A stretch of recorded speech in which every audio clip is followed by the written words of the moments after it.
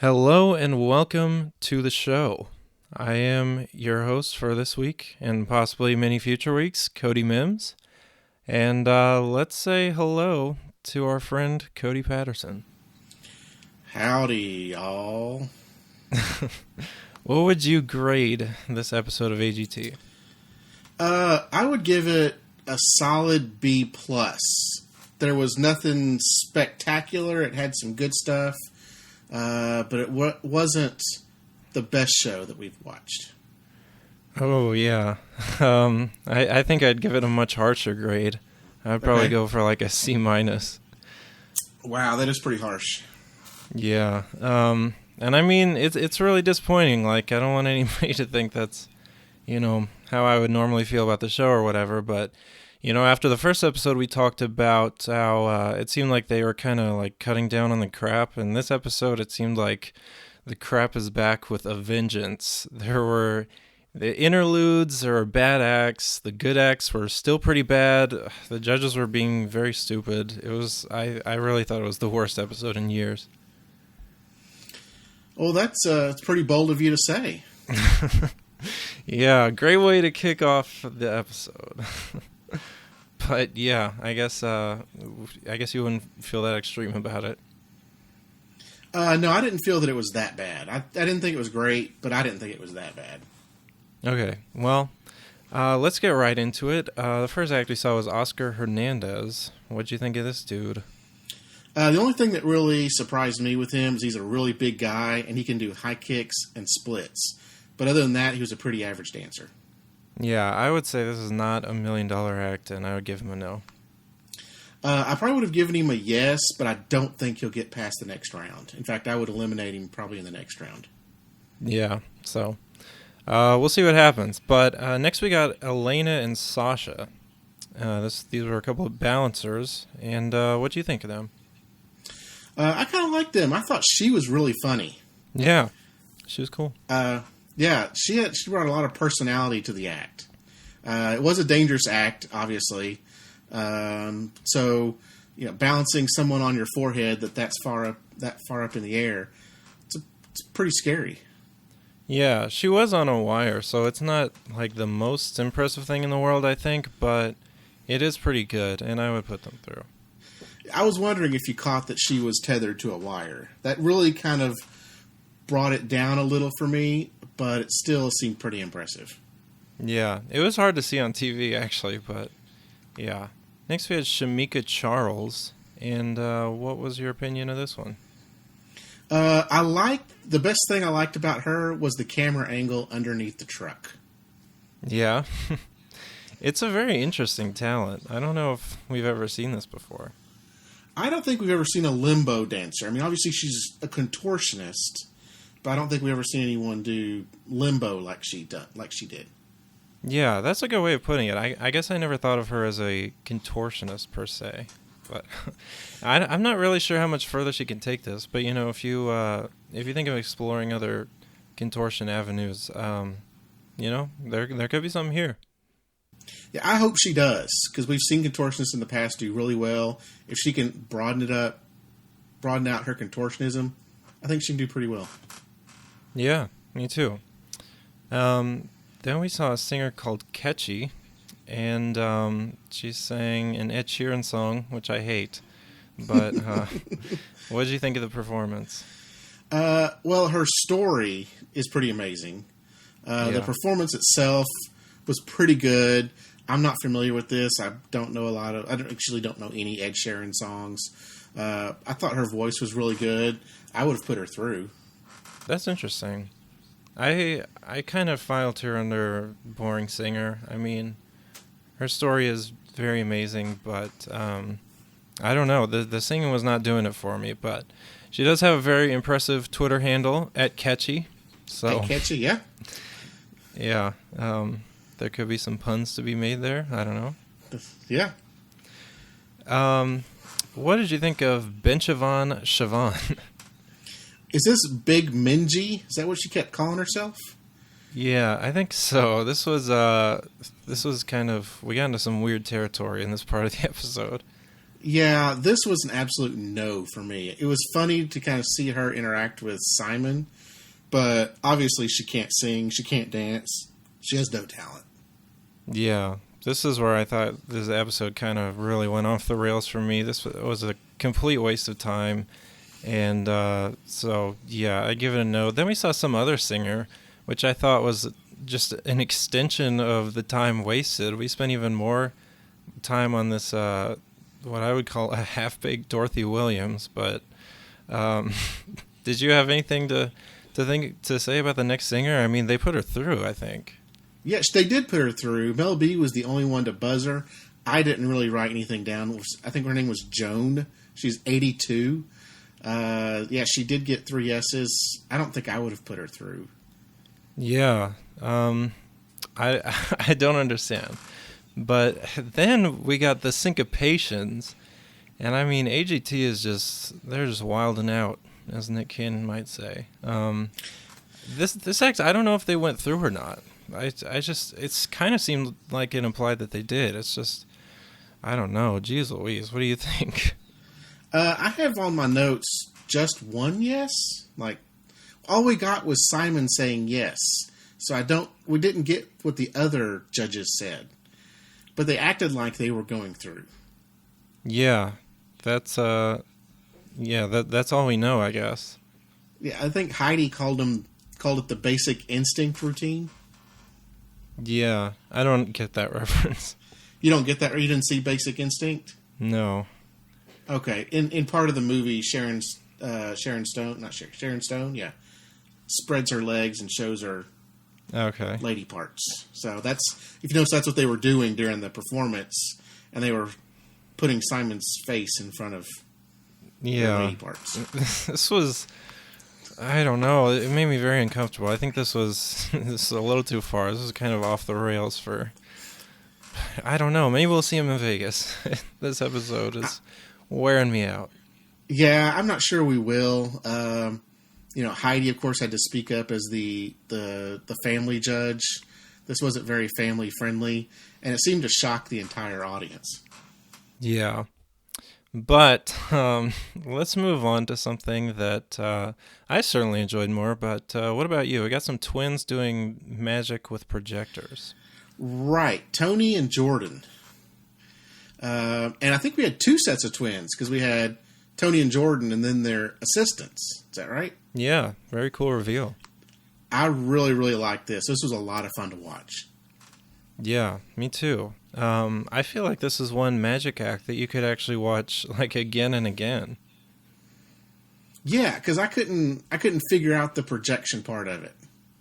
Yeah, there's a lot going on. I mean, we have 2 magicians working together at once. There's people behind the screen. They have all kinds of props. Things are changing on the screen. So I think that's kind of a cool aspect of it. I think this act has some legs. I wouldn't golden buzzer them or anything, but I thought it was pretty cool. Yeah, it was really, really a lot of fun. They did seem to have one misstep with the ladder. Yeah. It seemed like they were trying to do something with the ladder, and then it just wasn't working. So one of them just threw it off the stage towards Tyra. Yeah, that was a funny shot of that ladder. Yeah. I think their act of being purposefully confusing works pretty well with the whole, they said that the other twin was this one, and they were they said they both have the same names. So right, yeah. I think it's a very good shtick for them to have, and I'm looking forward to seeing them again. I can't wait to see them again. No. So then, an a cappella group called In the Stairwell graced the stage. What did you think of them? I thought they were okay. We've seen some a cappella groups before, and I think were much better than this. They sang, Drag Me Down by One Direction? Does that sound right? Yeah. I think it might be a Vegas act if they could do... I didn't expect them to sing that song. If they did a different song, it might be a better act. But I don't think that they could perform in Vegas. I don't think that the Air Force would allow them to do that. Oh, really? Yeah, I for some reason I just get this feeling. I mean, I'd have nothing to base this on. But I would just get this feeling that the Air Force would just say, no, you aren't going to have a show in Vegas. That's, your Air Force cadets. That's not what you... now, they may be fun to watch for a couple of rounds, but I don't think they're going to get very far. Yeah, that surprised me. Hearing everybody's reaction, that they were just okay, because, I'm typically very hard on singers, and I get bored by them easily, but I actually like this one a lot, and I think the crowd felt the same way, but all the judges seemed to think they were all right, they're pretty good, and now, you're saying the same thing, so I don't know. I guess I'm not the best judge of this stuff, but I like that they had a lot of people. I thought they had a good range, and I wish they would have brought down the sound of the audience, but the group, I think, sounded very good. I liked the whole arrangement, and I think they could really make this a Vegas show. I like their choreography and stuff, and I don't know. I think they, like, their smiles are good. They have a lot of stage presence and charm, but yeah, was it the song, or what made you think they were just okay? Yeah, I think part of it was the song. I didn't expect them to sing that song. I expected them to kind of sing something different. You're right, the choreography was pretty good, but I just felt the song just didn't fit with Air Force cadets. Now, if they were normal guys not in uniform, I could probably have seen it and understood it a little bit differently. Okay, I see what you're saying. I think the combination of the song with the uniform was throwing me off. Okay. And something interesting happened with this act here. Howie Mandel Sr. gave them a red buzzer, which seems to be pretty rare these days. But what did you think of this? I was kind of confused by this. I was too, and it seemed like everybody else was as well. I mean, they were okay. They weren't bad. It wasn't awful. I don't think I would have buzzed him, but he said he was bored. Yeah. I kind of got flashbacks to last season when he buzzed that mother and son dance duo. I was pretty confused by it, but if even Simon says they have a lot of work to do, like, maybe it makes sense. I guess I like them more than most people, but I don't know. My honest guess was that he wanted to, like, prove something to people, saying that he's not hard enough on the talent. Maybe so. One thing that really the one thing I caught as they were leaving, I don't know if you caught this, Simon said, I really could make them good. Yeah, that's interesting. Just shows how much power Simon has and how much control he has. Yeah, maybe there's going to be a spin-off of him coaching them. Yeah. But I would give him a yes. What about you? I probably would have given them a yes, just because it was, even though I thought they were okay, it still was a pretty good talent. I would have given them a yes. I'm not sure what I would have done with them in the next round. It just would all depend on what song they picked. Yeah. Okay. Well, I'm looking forward to seeing them again. I hope we get to soon. And next we saw Wyatt Gray, who I think is the patented AGT bad stand-up lead-in. This was awful. Yeah, a lot of silence in the room, a lot of dead air. Yes. I thought his jokes were actually pretty good, like the Shaka Khan thing. His delivery was just awful. Yeah, he's not awkward in the Taylor Williamson kind of way. No. Taylor Williamson was doing it on purpose. Yeah, but then we got Daniel Ferguson, who's not really a stand-up per se, but he is a comedian, and he sang Cake by the Ocean in several different cartoon character voices. What'd you think of him? I like this. I didn't expect that at the beginning. I actually thought he was going to do comedy. I didn't know he was going to sing. But once he gets into... And then he started off with... not Scooby-Doo... Goofy. He started off with Goofy. And I first thought this was actually pretty goofy. But then as he went on, he gets into Family Guy, and then he does Simon, and he does a couple others. And then I was really getting into it. Yeah. He seemed to be really hanging on that Peter Griffin there. Yes. Yeah, I was intrigued when the music started. I wasn't really sure what was going to happen, and I guess I wasn't expecting this. To me, it seemed like a lot of really easy impressions, and I don't know if they were technically all that great. So, it wasn't the worst thing ever, but I wasn't a fan of it really.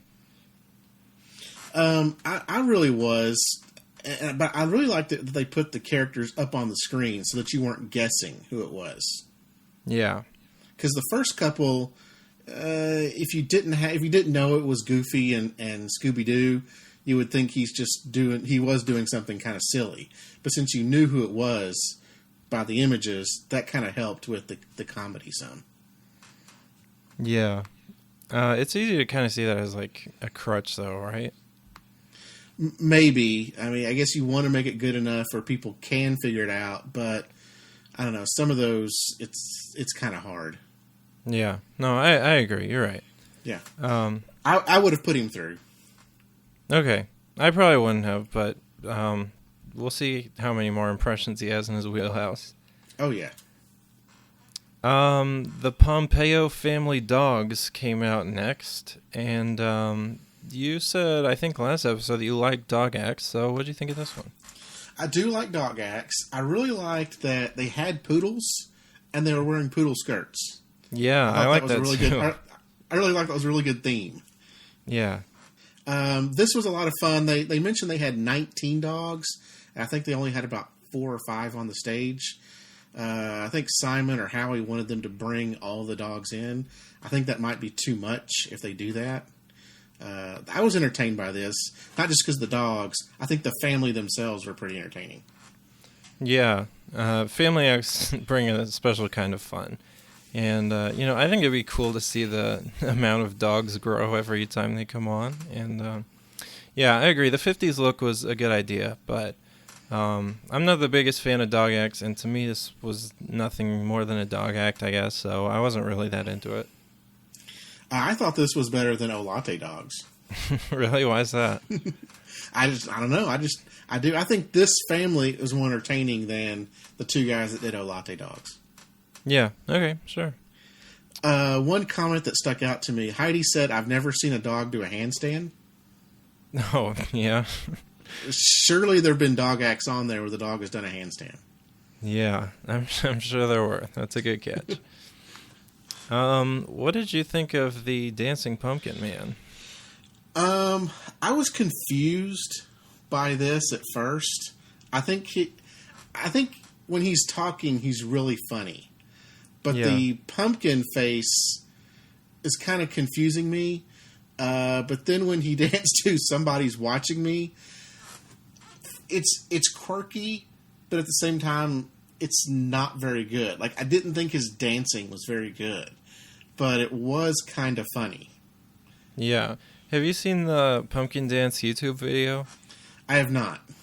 Okay, so that's where this guy is from. I think it's the authentic him, because it says he's from Omaha, and it was on, basically it was just some segment on Omaha local news, I guess, where he was in that same suit dancing to some different song, and I think it's pretty interesting. I have to say it does not work half as well on stage as it does on local news, but yeah, we get the semi-rare viral star trying to find new fame on AGT, but I think if he could pick a song that's kind of a creepy type song each week, then that might kind of hit the spot. Yeah, I kind of like that he has no routine planned, and like he just makes it up as soon as he gets on the stage, but also like that's kind of as bad as it sounds, I think. Yeah. I loved this one, especially because Mel B was so excited about it, and she was trying her hardest to get him put through. Oh, I hated that. This was so exhausting for me. I think like this act probably brought this down from like a C+ to a C- for me. Oh, okay. Just I don't know. So many judges just changing their votes just because, and she gets up on the stage like, how many times is this going to happen? How many times is it going to work? It's it's so pointless. Man, it really put me through the ringer, but I'm glad you were entertained by it. We did get Simon changing his vote, and that's got to be unprecedented.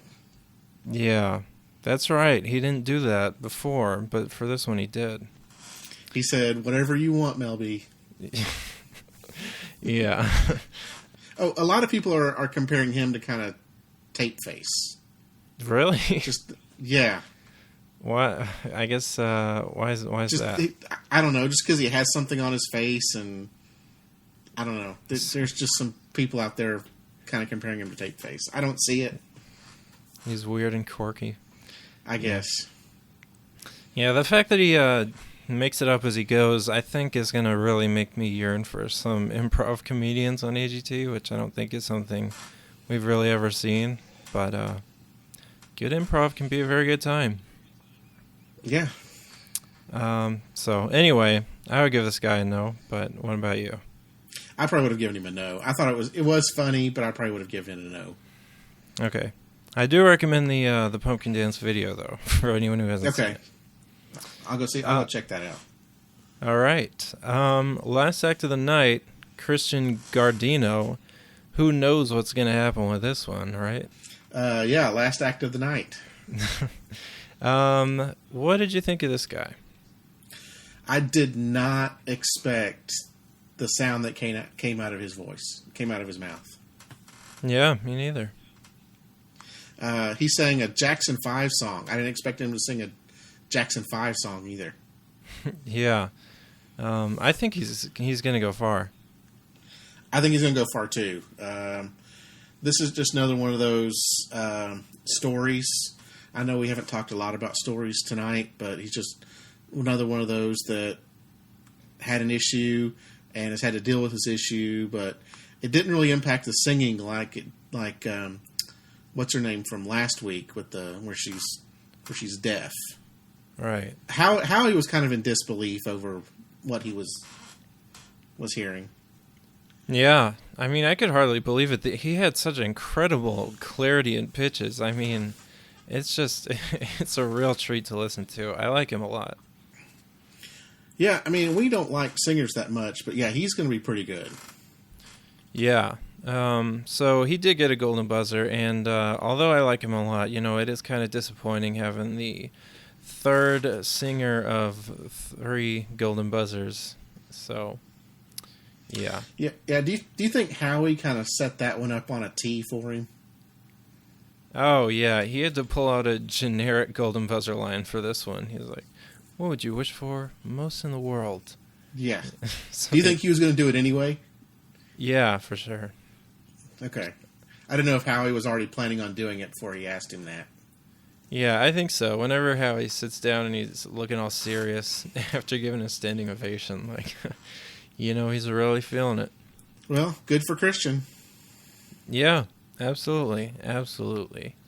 So that, I guess, puts a cap to the night. One thing that I do want to say is RIP to Dr. Brandon Rogers, which, if you haven't heard, was a contestant on this season of AGT who we've not seen yet.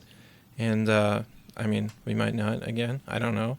But he died, I think, this week. So, yeah, that's very sad. And just thoughts and everything to him.